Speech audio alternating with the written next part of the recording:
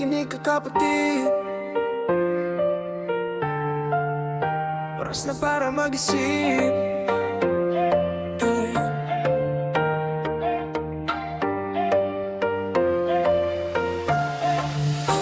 Yeah, sa kalsada, sigawan, placard ay taas. Galit sa sistema, pero walang wakas. Araw-araw reklamo, puro hinaing.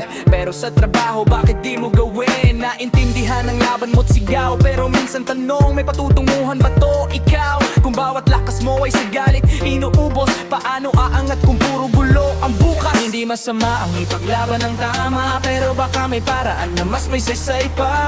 Kung sama-sama, hindi puro banggaan, mas mabilis mararating ang inasam. Tigil na ang rally, magtrabaho na lang. Sa sipag at tiyaga may patutunguhan. Hindi puro sigaw ang solusyon sa bayan. Kung kikilos ka doon may pagbabago at pag-asa. Tigil na ang rally, oras ay mahalaga.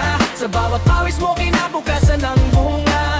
Imbis na makipag-away sa lansangan, magtayo tayo ng mas matibay na kinabukasan. Kinabukasan. Yeah, yeah.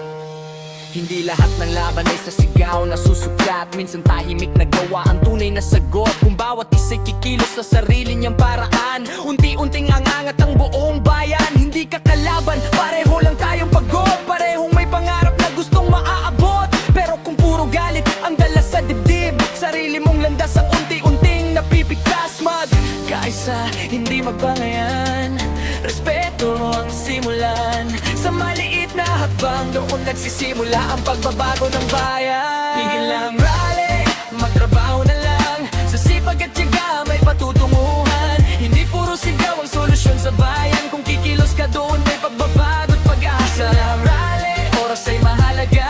Sa bawat pawis mo kinabukasan ng bunga.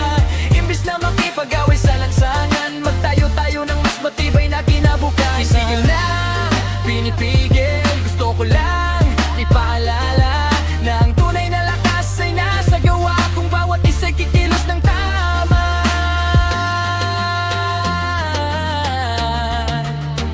kaya natin na agad, kasama ka.